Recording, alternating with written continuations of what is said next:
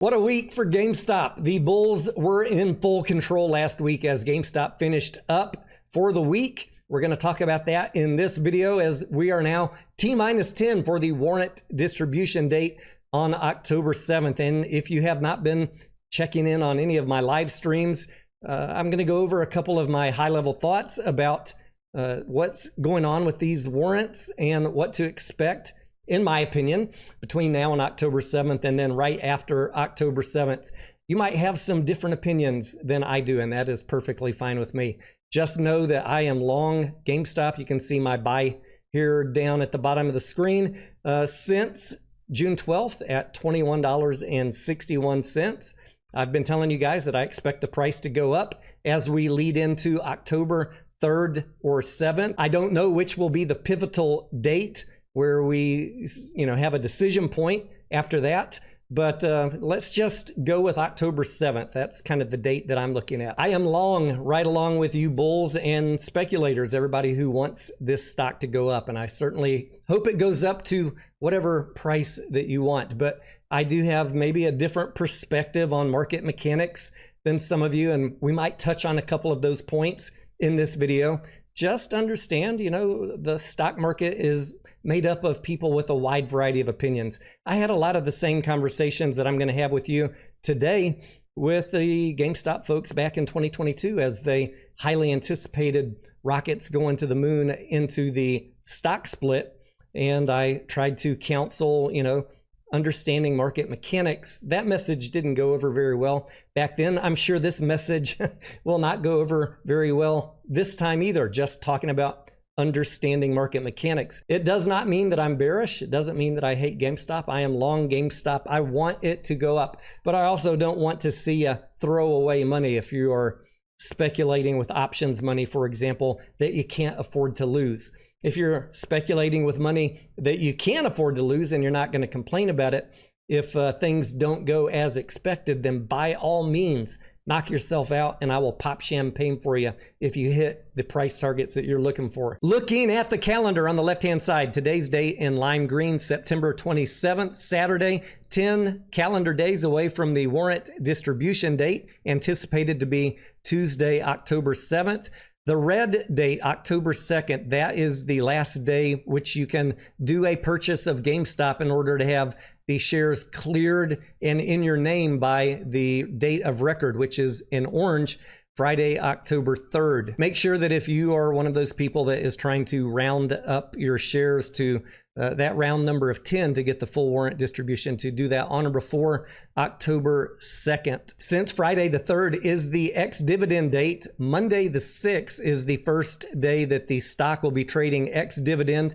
There is an anticipated price drop in GameStop stock adjusted to the fair market value of the warrants, i.e. if the warrant's worth $3 and one warrant covers 10 shares, you should expect that the GameStop price will be adjusted down 30 cents per share for those warrants. However, that may or may not be noticeable on Monday, depending on what volatility, if any, is going on with the stock. This is our weekly chart for GameStop. And like I told you guys when the warrants were announced back on September 9th, and I think many of you agree with this, the stock was anticipated by me and by many of you to go up from the date of the announcement until somewhere around October 3rd or 7th. Moving over to the daily chart, we had 2 green days last week and 3 red days. We ended above the 200 moving average, which is what I wanted to see, the 200 being this pink line right here, closing the week at $26.42. That is good going into next week. Let's hope that this trend continues. When I put the GameStop chart side by side with one of the indexes like the SPY here on the right, you can see that the SPY had very similar price action to GameStop with an up day on Monday and then 3 down days and then Friday going back up. So GameStop mostly performing in line with how the market goes, but to a higher degree, higher percentage gain for GameStop versus the indexes. We're getting that bullish momentum that we have all been expecting to see. Love to see it. There's a lot of retail interest, people going out and buying the stock. And we probably have some market participants making sure that they get their position correct, close out any shorts if they don't want to deal with it, get any hedging with getting more long if they need to for some swaps, whatever it is, whatever they need to do. We are anticipating that this bullish momentum will likely continue up until around the 3rd, maybe the 7th of October. What happens after that is really where a lot of the opinions divide. There are people that are expecting a short squeeze driven by the distribution of the warrants, either on the ex-dividend date or the distribution date.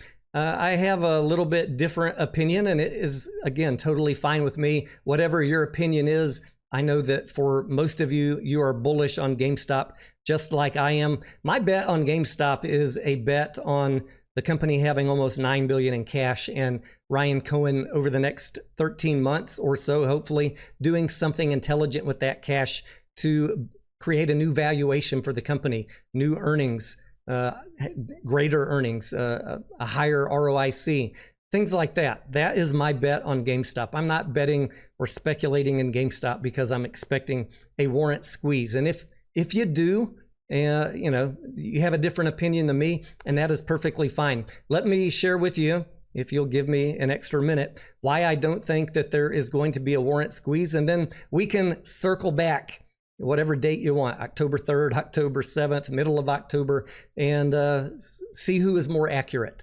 I'm looking at short interest on GameStop, reported short interest, 66 million shares, 16.35% interest. And if I look back at when the convertible bonds were issued and how short interest changed, you can see here we had a low of 28 million shares short, then the bonds were issued, then more bonds were issued, currently sitting at about 66 million. If I subtract one from the other, that tells me that roughly about 40 million of this short interest, by my guess, my opinion, is convertible bond hedging.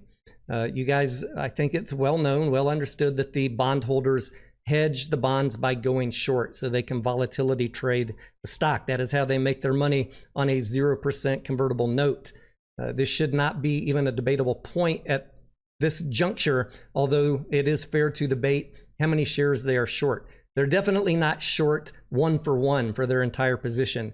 It depends on what the delta of the stock is. Let's say that they're 40 million shares short. That means they have an obligation of about 4 million warrants, right? 10-to-1 ratio that they're going to need to deliver to somebody.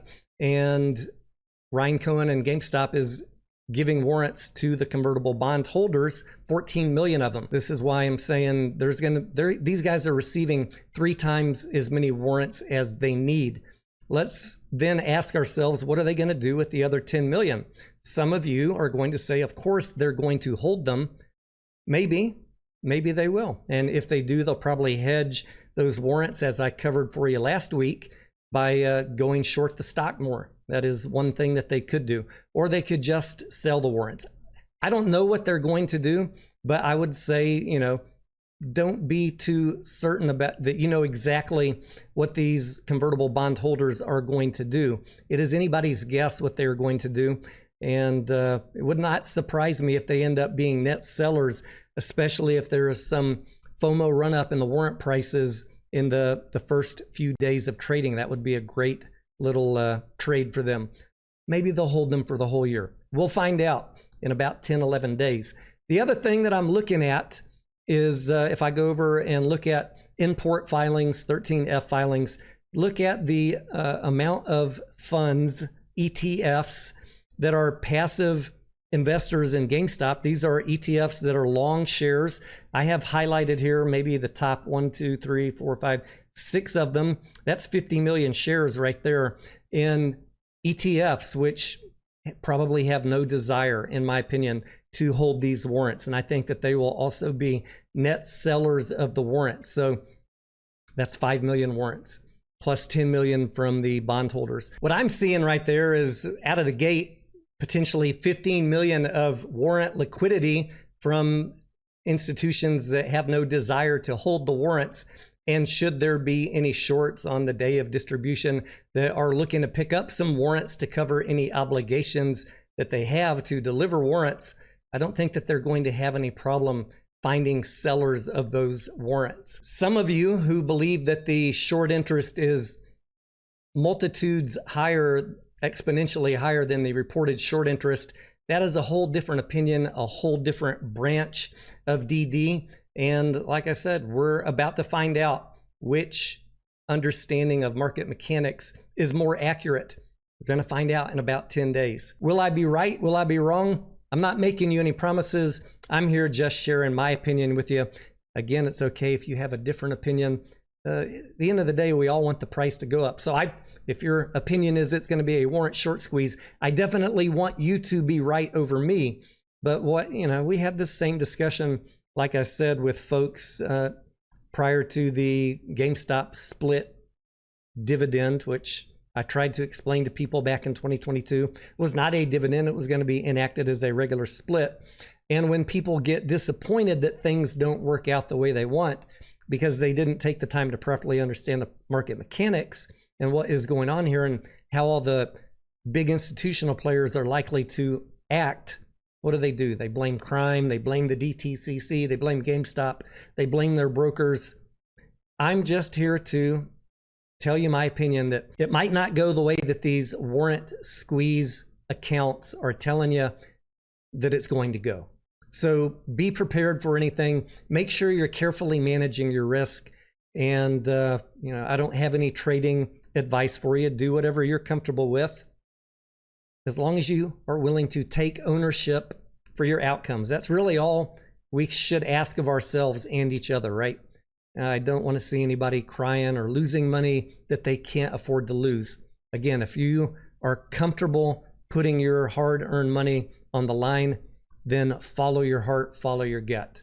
And we'll see what happens in about 10 days. If you have any questions or comments, leave them for me down below. I am Tony DeNaro, and I will see you on the next one.